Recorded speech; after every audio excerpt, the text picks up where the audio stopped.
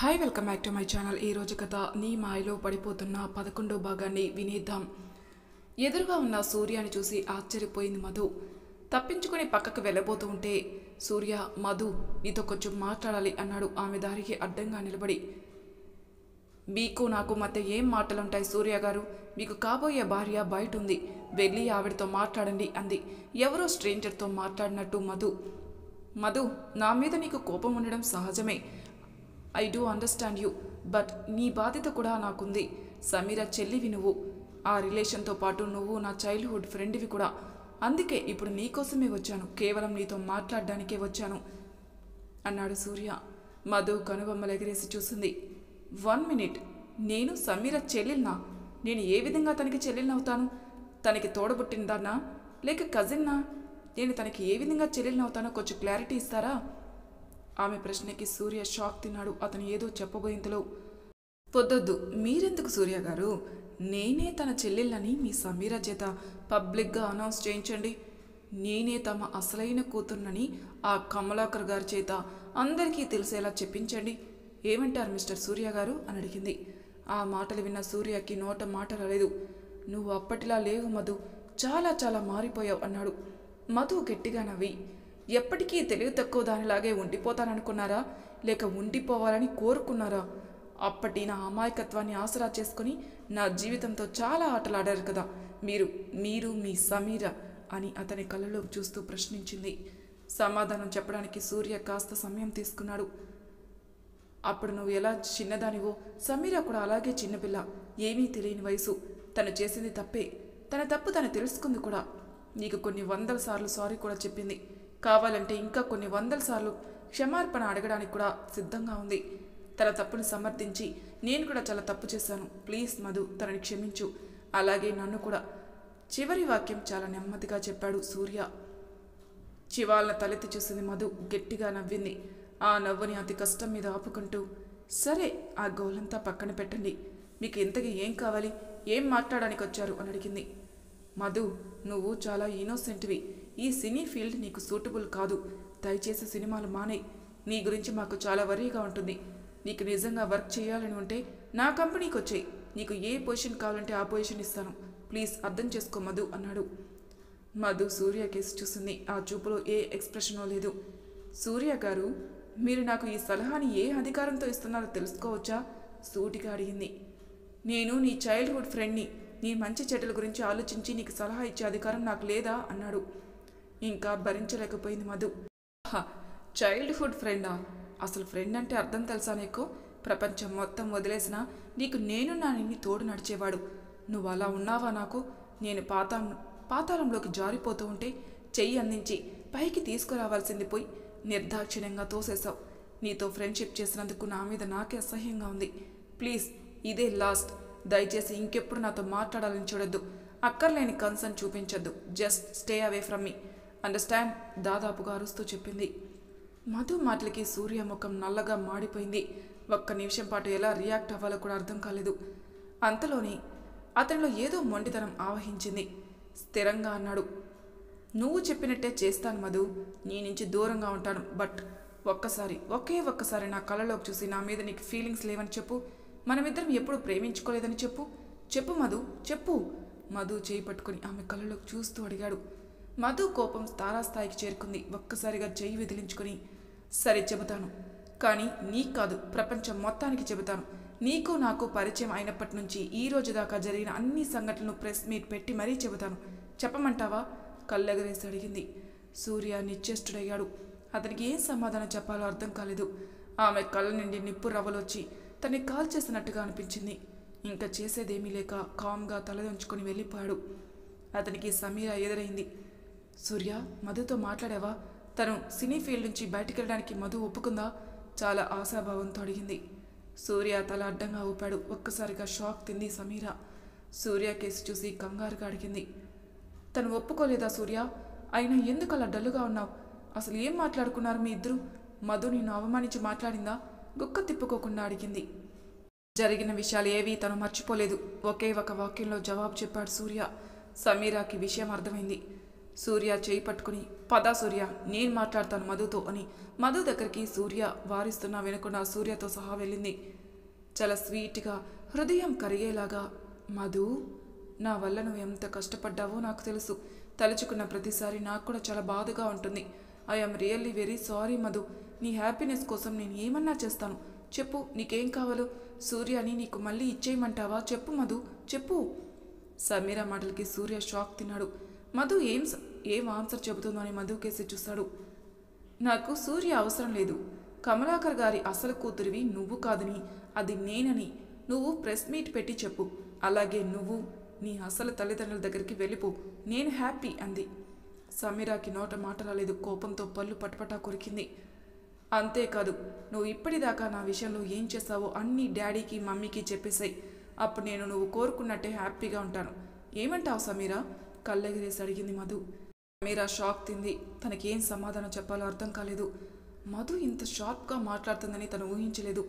సమీరాని చూస్తూ, ఏంటి అలా చూస్తున్నావు? నా హ్యాపీనెస్ కోసం నువ్వేమైనా చేస్తానన్నావు కదా, వెక్కిరిస్తున్నట్టుగా అడిగింది మధు. సమీరా కళ్ళు ఎర్రబడ్డాయి. పిడికిళ్ళు బిగుసుకున్నాయి. ముక్కు నుంచి వేడివేడి గాళ్ళు వెలువడ్డాయి. గట్టిగా సమాధానం చెప్పాలనుకుంది. కానీ పక్కనే సూర్య ఉండేసరికి ఏమీ చేయలేకపోయింది. ఈ మాటలన్నీ చెప్పి మధు బయటికెళ్ళిపోయింది.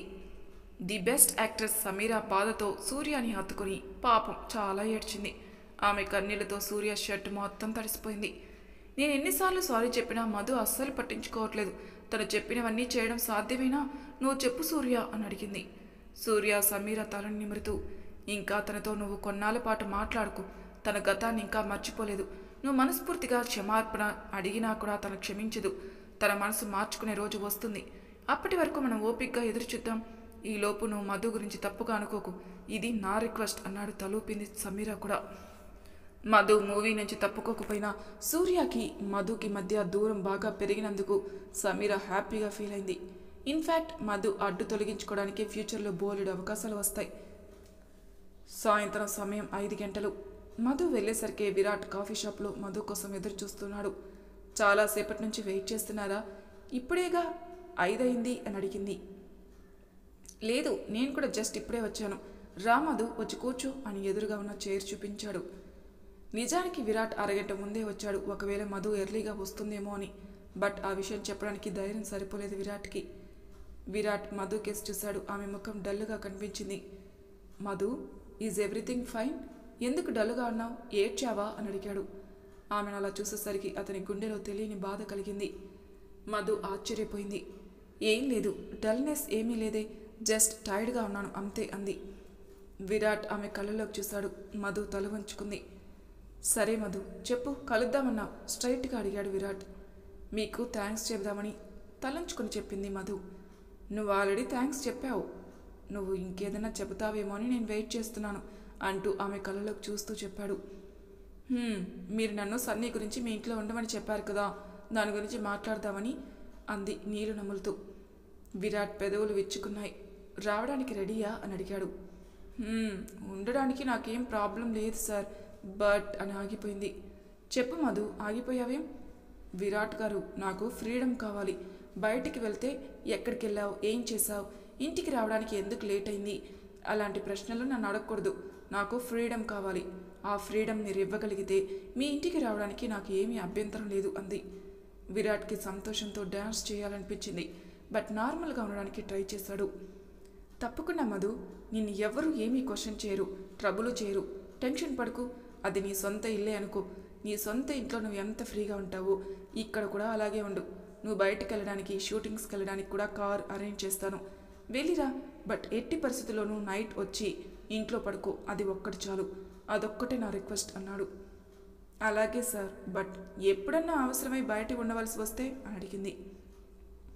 ఇన్ కేస్ నీకు నైట్ ఇంట్లో ఉండడం కుదరకపోతే నాకు చెప్పు చాలు. నాకు టెన్షన్ లేకుండా ఉంటుంది. తప్పకుండా సార్, చెప్పే వెళ్తాను. ఇంకా ఏదో చెప్పబోయి ఆగిపోయింది మధు. ఇంకా ఏమైనా కండిషన్స్ ఉన్నాయా మధు? ప్రేమ గురించి కానీ పెళ్లి గురించి కానీ ఎవరు మాట్లాడకూడదు. నన్ను కన్విన్స్ చేయడానికి ట్రై చేయకూడదు తలంచుకొని చెప్పింది. విరాట్ కాసేపు మధు కేసి దీర్ఘంగా చూశాడు. నేను ఆ రోజు తర్వాత అసలు అడగలేదు కదా మధు అన్నాడు. మధు తలంచుకొని, మీరే కాదు వేరే ఎవరు కూడా ఆ టాపిక్ తేకూడదు అంది. విరాట్ ఒక్క క్షణం ఆలోచించి వినోద్దా అన్నాడు సూటిగా కళ్ళలోకి చూసి. మధు ఏం మాట్లాడలేదు, తలంచుకునే కూర్చుంది. ఐ ప్రామిస్ యూ మధు, ఎవరు నిన్ను ట్రబుల్ చేయరు, ఆ టాపిక్ ఎవరు ఇంక తీసుకురారు, నీతో మాట్లాడరు, సరేనా? మధు తలెత్తి చూసింది. థ్యాంక్ యూ విరాట్ గారు, then I am ready to stay at your home అంది చిన్నగా నవ్వుతూ. థ్యాంక్ యూ మధు, కాఫీ తాగు, చల్లారిపోతుంది అన్నాడు విరాట్. థ్యాంక్స్ అంది. ఈరోజు షూటింగ్స్లో నీ సీన్స్ కూడా ఉన్నాయా? కాఫీ మధు చేతికి అందిస్తూ అడిగాడు. లేవండి, అన్నీ సమీరా అండ్ జూనియర్ ఆర్టిస్టుల మీదే ఉన్నాయి. నా సీన్స్ ఎల్లుండి నుండి స్టార్ట్ అవుతున్నాయి, కాఫీ కప్ అందుకుంటూ చెప్పింది. నీకు ఇంట్రెస్ట్ లేకపోతే సమీరాని మూవీ నుంచి తీసేద్దాం, కాఫీ సిప్ చేస్తూ కూల్గా చెప్పాడు విరాట్. అయ్యో భలేవారే, నేను సమీరా లాంటిదని కాదు, అవతలి వాళ్ళ అవకాశాలు లాగేయడానికి. Let her continue, I don't have any problem నవ్వుతూ చెప్పింది. ఈ మూవీలో నీకు ఫైటింగ్ సీన్స్ చాలా ఉంటాయని విన్నాను. సుభాష్కి ఆల్రెడీ చెప్పాను ఆ సీన్స్ నువ్వు చేయవని, నీ బదులు డూప్ని పెట్టమని చాలా కామ్గా చెప్పాడు విరాట్. మింగేసిన కాఫీ గొంతులోకి మళ్ళీ వచ్చింది మధుకి. సార్ ఇట్స్ ఓకే, నేను చేయలేని సీన్స్ ఏమన్నా ఉంటే అప్పుడు డిస్కషన్ పెట్టుకుందాం, దయచేసి ఇప్పుడు ఏమీ చెప్పకండి ప్లీజ్, నాకు చాలా అనీజీగా ఉంటుంది రిక్వెస్ట్గా అంది. సరేలే, ఆ సంగతి తర్వాత డిస్కస్ చేద్దాంలే అన్నాడు. కాఫీ తాగిన తర్వాత విరాట్ మధుని అడిగాడు. పద మధు, సన్నీ నీ కోసం వెయిట్ చేస్తూ ఉంటాడు అని. మధు షాక్ తింది. ఇప్పటికిప్పుడా? నేను తర్వాత వస్తాను అంది. ఎల్లుండి నుంచి నువ్వు మళ్ళీ షూటింగ్స్తో బిజీ అయిపోతావు, సో సన్నీతో కాస్త టైం స్పెండ్ చేసినట్టు ఉంటుంది, ఇప్పుడే రా మధు జాలీగా అడిగాడు. సార్ బట్ నా బట్టలు అవి తెచ్చుకోవాలి కదా, నేనేమీ సర్దుకోలేదే అంది. నీకోసం అన్నీ ఇంట్లో రెడీగా ఉన్నాయి మధు, నీకోసం అన్నీ అరేంజ్ చేశాను, బట్టలు, bags, shoes, accessories, everything. In case ఇంకేమన్నా నీ ఫ్లాట్ నుండి కావాలంటే ఒక్కరోజు నీ ఫ్లాట్కి వెళ్ళి తెచ్చుకుందు కానీ. ప్లీజ్ మధు, ఇప్పుడు మ్యాన్షన్కి పద అన్నాడు. కాదని లేకపోయింది మధు. సరేనని అతన్ని అనుసరించింది. కారులో డ్రైవర్ పక్క సీట్లో కూర్చుంది మధు.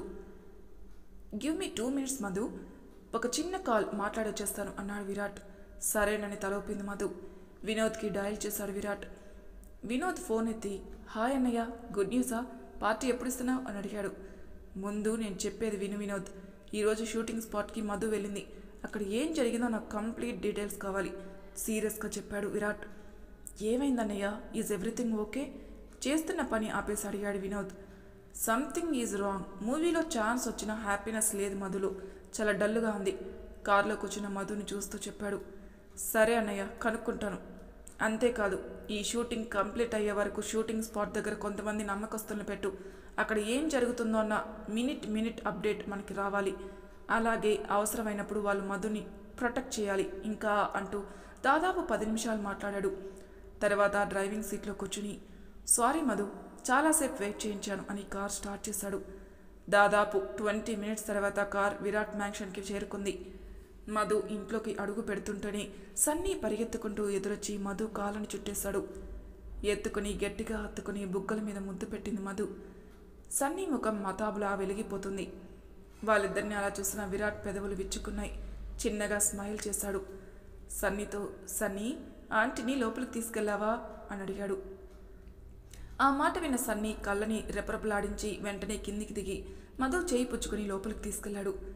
పని వాళ్ళందరూ తెల్లబోయి చూస్తున్నారు.